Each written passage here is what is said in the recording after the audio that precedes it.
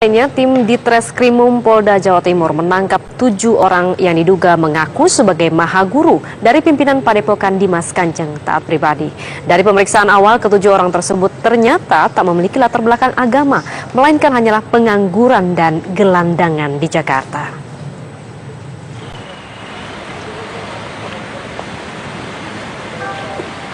Perkembangan kasus penipuan di Padepokan Dimas Kanjeng terus bergulir. Polisi kembali menangkap 7 orang komplotan penipuan Dimas Kanjeng yang dikenal dengan sebutan mahaguru. Penangkapan 7 mahaguru palsu ini dilakukan di Jakarta oleh tim Ditreskrimum Polda Jatim.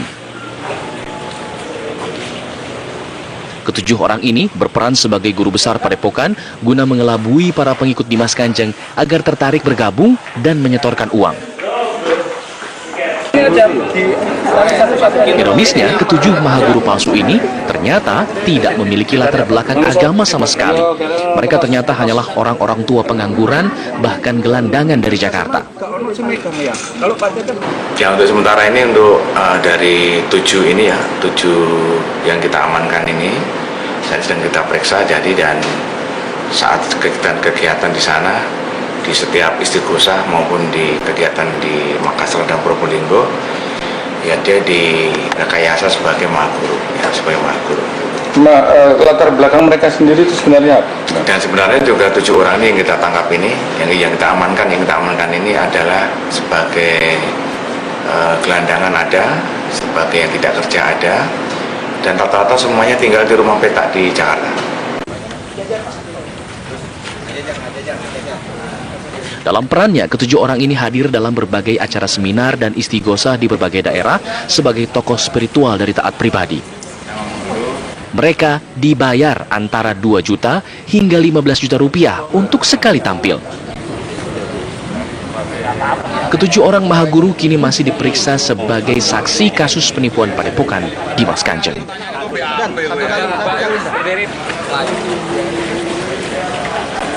Dari Surabaya, Jawa Timur, Syamsul Huda, TV One mengabarkan.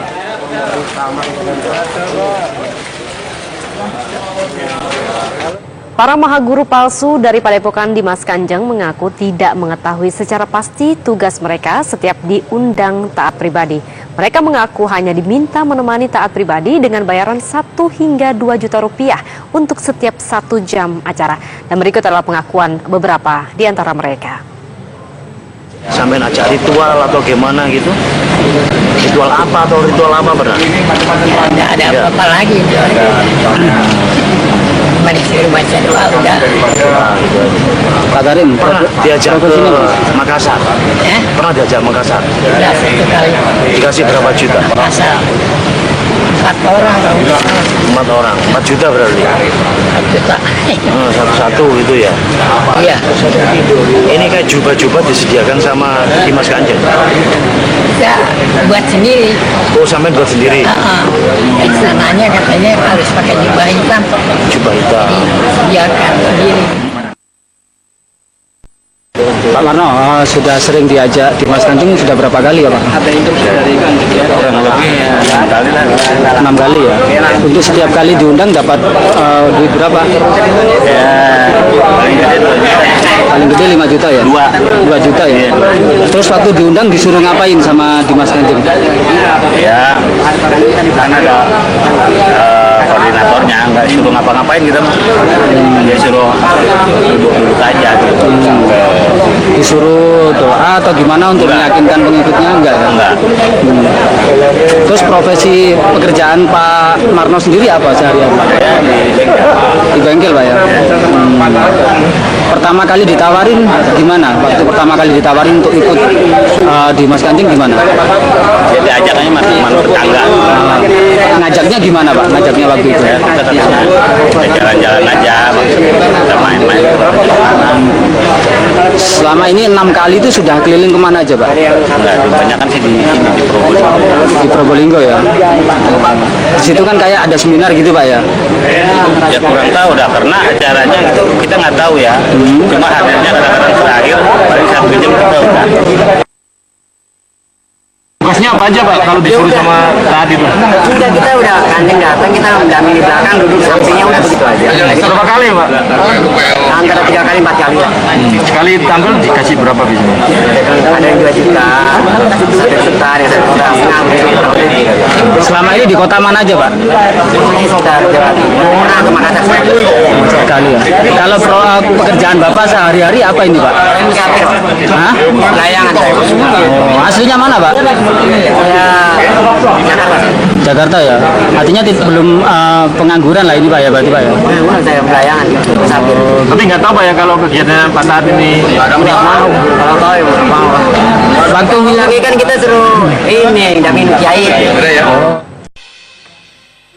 Kepolisian daerah Jawa Timur masih memburu 2 orang yang diduga terlibat kasus pembunuhan dan penipuan oleh Dimas Kanjeng taat pribadi. Sebelumnya polisi telah menangkap 7 orang yang berperan sebagai mahaguru dalam kasus penipuan Dimas Kanjeng.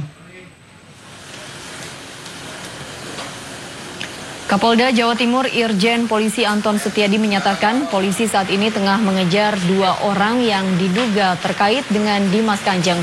Namun Kapolda tidak mau menyebut nama dan peran 2 orang tersebut. Kepolisian daerah Jawa Timur baru saja menangkap 7 orang yang diduga terlibat dalam penipuan Dimas Kanjeng.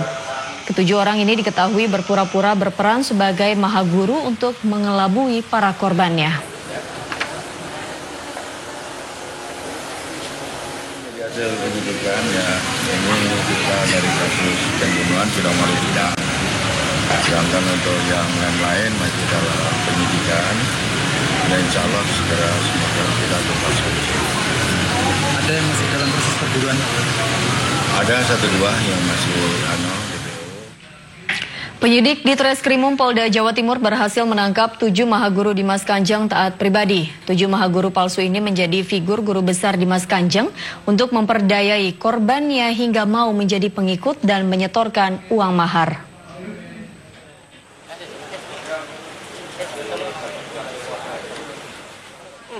Inilah 7 mahaguru palsu yang menjadi figur guru besar Dimas Kanjeng taat pribadi yang berhasil diamankan oleh Ditreskrimum Polda Jawa Timur. Untuk mengelabui para korban yang merupakan pengikut Dimas Kanjeng, ke-7 mahaguru palsu ini berdandan ala ulama lengkap dengan jubah dan tasbih. Salah satu mahaguru Dimas Kanjeng menyatakan bahwa sering diminta untuk hadir di setiap acara seminar atau tausiah yang diadakan Padepokan Dimas Kanjeng dengan upah 2 juta hingga puluhan juta rupiah. Ya, dari Pijai awal. Pijai. Sudah ada koordinatornya Pak Karnawi. Jadi kita mendajak sama Pak Karnawi. Total berapa orang yang terlibat? Yang tahu sih ada yang ada sih 10 kayaknya. Dia pokoknya diajak aja. Sama Pijai? Iya. Apa dibayar berapa Pak? Enggak, jadi tiap itu aja tausiah kita gitu. Paling bayar 2 juta. Selain mengamankan 7 mahaguru, Polda Jawa Timur juga menangkap seorang koordinator mahaguru berinisial K yang kini telah ditetapkan sebagai tersangka.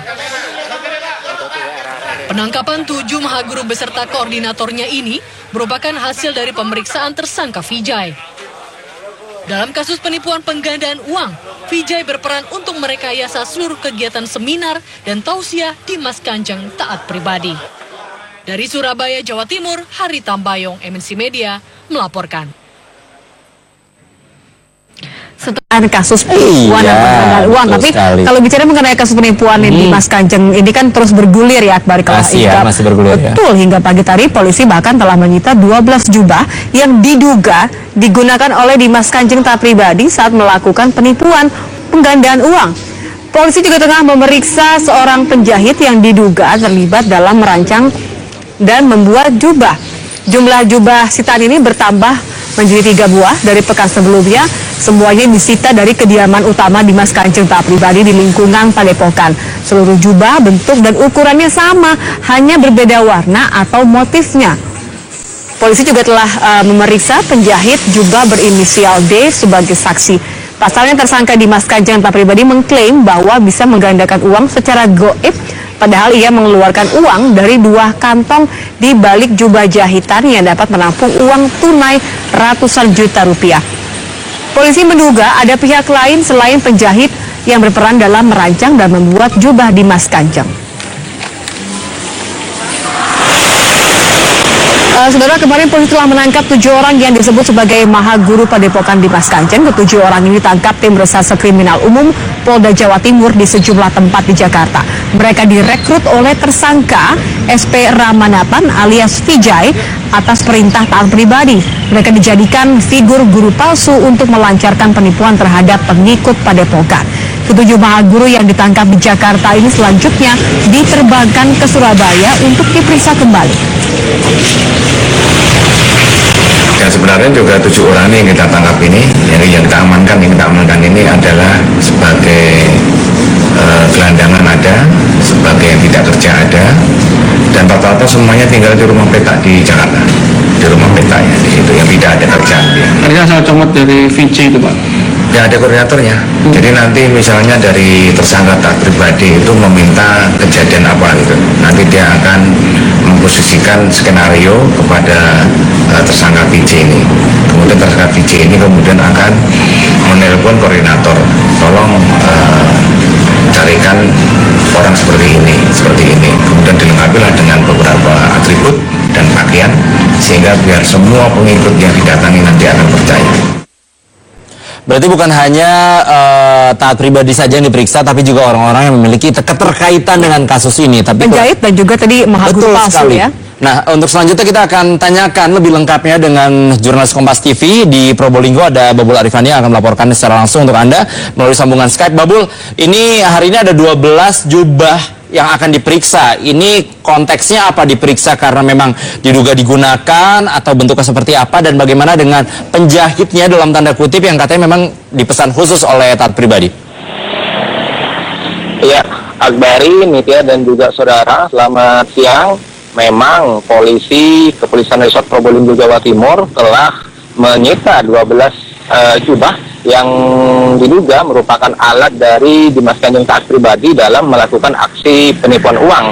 Jubah-jubah ini selain telah didesain khusus, dirancang sedemikian rupa, juga disinyalir memiliki 2 kantong di bagian belakangnya, sehingga kemudian dia dari balik kantong inilah taat pribadi tersangka kemudian membagi-bagikan uang dan bukan berasal dari uang gaib seperti mana yang diklaimkan oleh tersangka. Dari 12 jubah ini semua ukuran ataupun bentuknya sama, hanya berbeda motif dan warna. Dan saudara, selain telah menyita 12 jubah yang barang buktinya telah diserahkan ke Polda Jawa Timur, polisi Polres Probolinggo telah memeriksa 1 orang saksi, seorang penjahit yang masih merupakan pengikut Dimas Kanjeng taat pribadi.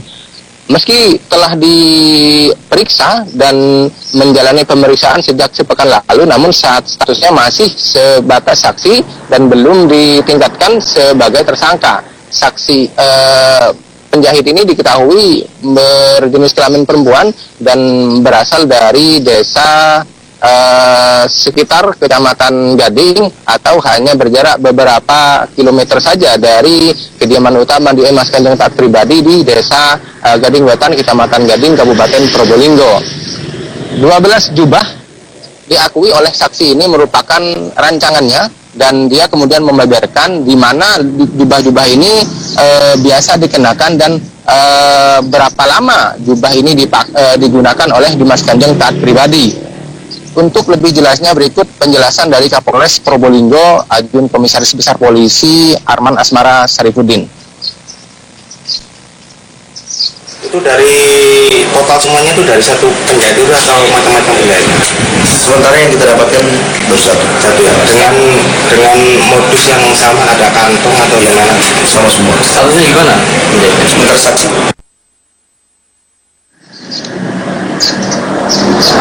Masih terkait dengan penipuan dengan modus penggandaan uang, di sisi lain Polda Jawa Timur telah menangkap 7 mahaguru Dimas Kanjeng taat pribadi yang selama ini diduga menjadi figur yang ditokohkan oleh para pengikut Padepokan. Dan para pengikut Padepokan yang berada di Padepokan sini sudah mengetahui bahwa ada 7 orang tokoh, 7 orang mahaguru yang telah diamankan oleh Polda Jawa Timur yang selama ini dianggap sebagai mahaguru dari Dimas Kanjeng taat pribadi.